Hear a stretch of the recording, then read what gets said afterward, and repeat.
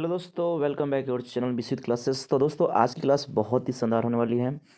मैं बता रहा हूँ, अगर किसी भी प्रकार का आप कंपटीशन की तैयारी करो तो वीडियो को अंत तक जरूर देखना। वो चाहे स्टेट बीसीएस हो या बीपीएससी हो या इसके अलावा बिहार दरोगा हो, किसी भी प्रकार का एसएससी हो, सारे लेवल के क्वेश्चन जो होंगे बहुत ही टफ के होंगे। और तो और सिलेक्टेड क्वेश्चन है, ये बहुत ही काम आने वाले हैं दोस्तों। तो मैं बता दूं कि वीडियो में बेहतर क्वेश्चन कराने वाले हैं।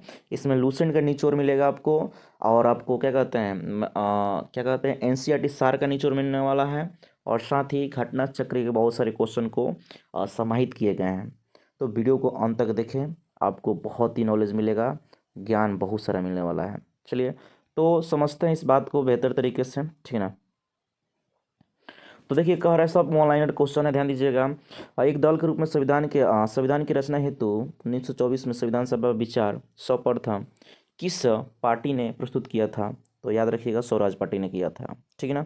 इसके अलावा बात किया जाए व्यक्तिगत, ठीक है ना, व्यक्तिगत तथा औपचारिक रूप से 1934 में संविधान सभा के गठन पर विचार सबसे पहले किसने किया था? तो एम रॉय, याद रखिएगा, ठीक है ना। और जो भी क्वेश्चन वेरी वेरी इंपॉर्टेंट, तो सारे क्वेश्चन खास हैं, लेकिन खास में खास जो होंगे उस पर डबल टिक करेंगे, आप याद रखिएगा, उसको देखिएगा।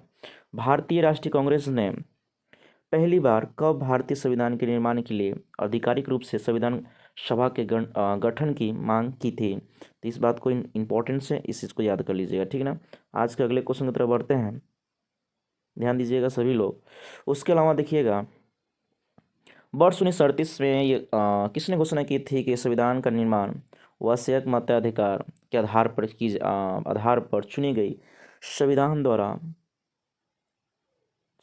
द्वारा यानी संविधान सभा द्वारा किया जाएगा? तो पंडित जवाहरलाल नेहरू साहब थे, याद रखिएगा। और स्वतंत्र संविधान के निर्माण के लिए क्रिप्स मिशन जो आया था भारत, वह कब आया था? तो 1942 में आया था, इस बात को याद रखिएगा। डायरेक्ट एग्जाम में क्वेश्चन बन जाते हैं कि क्रिप्स मिशन भारत कब आया था, डायरेक्ट क्वेश्चन बनते हैं एग्जाम में। 3 सदस्य कैबिनेट मिशन भारत कब आया था? वेरी वेरी इंपॉर्टेंट क्वेश्चन है, स्टार मार्क लगाइए, इसको लिखिए, बहुत ही खास होगा। संविधान सभा की प्रथम बैठक कब हुई थी? भी क्वेश्चन बहुत ही खास है, और इस पर डबल स्टार लगाइए, ये बहुत ही खास क्वेश्चन है आपके एग्जाम के लिए, ठीक है ना। उसके अलावा एक बार और देखा जाता है कि अस्थायी अध्यक्ष कौन बने थे? तो डॉक्टर सच्चिदानंद सिन्हा बने थे, ठीक ना। और अस्थायी अध्यक्ष में कौन थे? राजेंद्र प्रसाद थे, जो बिहार के रहने वाले थे, ठीक है ना। देखिए, जो भी क्वेश्चन खास होंगे, अगर मैं आपको बोलता हूँ स्टार लगाने के लिए, तो बिल्कुल स्टार लगा कर स्टडी कीजिए, बहुत ही बेहतर होगा। इसके अलावा बात करते हैं दोस्तों, तो किस देसी रियासत के प्रतिनिधियों ने संविधान सभा में भाग नहीं लिया था? तो याद रखिएगा, हैदराबाद के देसी रियायतों के प्रतिनिधियों ने संविधान सभा में भाग नहीं लिया था, ओके ना। तो दोस्तों, बात करते हैं आज के अगले क्वेश्चन। संविधान सभा में प्रांतीय तथा देसी रियायतों ने कितने लाख की आबादी पर एक प्रतिनिधि चुना जाएगा? देखिए, कितने सबसे खराब तरीके बनाए गए थे, चाहे देसी प्रांत हो या रियायत हो, 10 लाख होने पर एक को चुना जाएगा, ऐसा नियम आया था। संचालन समिति के अध्यक्ष कौन थे? एग्जाम में इसको कई बार पूछ लिए जाते हैं, तो याद रखिएगा, ये खास क्वेश्चन है आपके एग्जाम के लिए। दोस्तों, ये भी क्वेश्चन कई बार पूछा गया है, संघीय संविधान समिति के अध्यक्ष कौन है? पंडित जवाहरलाल नेहरू हैं। प्रारूप समिति एंड ड्राफ्टिंग कमेटी के कौन है? तो भीमराव अंबेडकर हैं। इसके अलावा प्रांतीय संविधान समिति के अध्यक्ष कौन है? यानी कहने का अर्थ ये है, संविधान सभा के प्रांतीय संविधान समिति के अध्यक्ष कौन है? तो सरदार वल्लभ भाई पटेल। आप लोग मुझे कमेंट करके बताएं कि सरदार वल्लभ भाई पटेल को सरदार की उपाधि किस आंदोलन के दौरान मिली थी? कमेंट करके फास्ट बताएं हमको आंसर। संविधान सभा के संघ समिति यानी ध्यान दीजिएगा, संघ शक्ति समिति के अध्यक्ष कौन थे? तो दोस्तों, पंडित जवाहरलाल नेहरू थे। संविधान सभा के मौलिक अधिकारों एवं अल्पसंख्यकों संबंधी परामर्श समिति के अध्यक्ष कौन थे? सरदार वल्लभ भाई पटेल थे। याद रखना है, मौलिक अधिकार और जो अल्पसंख्यकों हैं उनसे जो भी संबंधित परामर्श समितियां हैं जो बनाई गई थी, उसके अध्यक्ष के रूप में सरदार वल्लभ भाई पटेल को चुना गया था। सबसे सुंदर क्वेश्चन है, भारतीय संविधान के राष्ट्रध्वज संबंधी जो समिति बनाई गई थी उस समिति के अध्यक्ष कौन थे? राजेंद्र प्रसाद। तो मुझे एक और कमेंट करके बताइए कि राष्ट्र ध्वज दिवस कब मनाया जाता है, झंडा दिवस कब मनाया जाता है? एक बार कमेंट करके बताएंगे सभी लोग, ठीक है ना। और वीडियो की जो भी क्वेश्चन कंटेंट आपको अच्छी लग रही है तो वीडियो को लाइक ज़रूर करें, सब्सक्राइब करें। अगर चैनल को सब्सक्राइब नहीं किया दोस्तों तो सब्सक्राइब कर लें।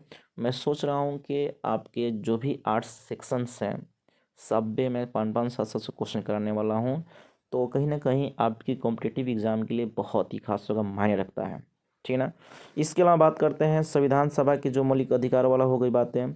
इसके उप समिति अध्यक्ष कौन थे? तो JB कृपलानी थे, याद रखिएगा। फिर कह रहा है अल्पसंख्यक उप समिति कौन थे? तो AC मुखर्जी, याद रखिएगा। संविधान सभा में अनुसूचित जनजातियों के सदस्यों की संख्या कितनी थी? उस समय की बात है तो 33 थी। संविधान सभा में महिला सदस्यों की संख्या कितनी थी? उस समय की बात है 15 थी। संविधान के निर्माण में कुल कितने समय लगे था? आप आसानी से आपको पता होगा। टोटल कितनी बैठक हुई थी? आप आसानी से बता सकते हैं, ठीक ना। और मैं आपको बता दूं कि टोटल खर्च कितने हुए थे। कह रहा है टोटल कितने खर्च हुए थे, तो याद रखना होगा आपको कितने, तो आप डेटा देख सकते हैं, ठीक है ना। 64,96,729 रुपीज़ जो हैं इतने खर्च हो चुके थे। इसके अलावा अंतिम बैठक कब हुई थी? ये खास क्वेश्चन एग्जाम में पूछता है, डबल स्टार लगा सकते हो दोस्तों इसके लिए, ठीक है ना। ये क्वेश्चन पूछेगा आपके इस एग्जाम में। उसके अलावा देखिए मैंने राष्ट्रीय ध्वज की बात किया था, राष्ट्रीय ध्वज को कब अपनाया गया था? संविधान द्वारा यानी संविधान सभा द्वारा राष्ट्रीय ध्वज को कब अपनाया गया था? 22 जुलाई 1947 को, और 22 जुलाई को ही झंडा दिवस के रूप में मनाया जाता है, राष्ट्रीय ध्वज के रूप में मनाया जाता है। राष्ट्रीय गान को संविधान सभा द्वारा कब अपनाया गया था? तो 24 जनवरी 1950 को अपनाया गया था। संविधान सभा द्वारा किस वर्ष राष्ट्रीय गीत को अपनाया गया था? देखिए क्वेश्चन तो सेम है दोस्तों, रिपीटेशन है, कोई बात नहीं है। राष्ट्रमंडल, ध्यान दीजिएगा, भारत किस वर्ष राष्ट्रमंडल का सदस्य बना था? तो 1949 में बना था प्यारे बंधुओं। स्वतंत्र भारत के प्रथम राष्ट्रमंडल तथा विदेशी मामलों के मंत्री कौन बने थे? तो कोई और नहीं था, पंडित नेहरू साहब थे, इस चीज़ को याद रखिएगा। इसके अलावा बात करें, एक और सुंदर से प्यारा सा क्वेश्चन है तो देखने का प्रयास कीजिएगा। ये क्वेश्चन बहुत बार पूछा है, ध्यान रखिएगा इसको। स्वतंत्र भारत के प्रथम सूचना और प्रसारण तथा राज्यों के मामले के मंत्री कौन बने थे? तो सरदार वल्लभ भाई पटेल थे। स्वतंत्र भारत के प्रथम गृह मंत्री कौन थे? तो पटेल साहब थे।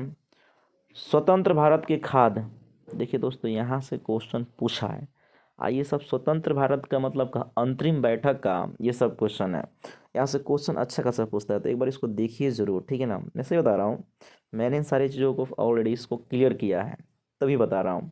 पूछा है कई बार कृषि एवं खाद्य मंत्री एग्जाम में, BPSC की एग्जाम में सब क्वेश्चन भी पूछा हुआ है, ठीक है ना। कानून मंत्री देख सकते हैं, प्रथम शिक्षा मंत्री देख सकते हैं, ये भी पूछा हुआ क्वेश्चन है। रक्षा मंत्री कौन है, ठीक है ना, और स्वास्थ्य मंत्री कौन है। इस सारी क्वेश्चन के एक बार ज़रूर देखिए कि अंतरिम बैठक में किसको कौन सा विभाग दिया गया था, ठीक है ना, इस चीज़ को देख कर जाइए ना।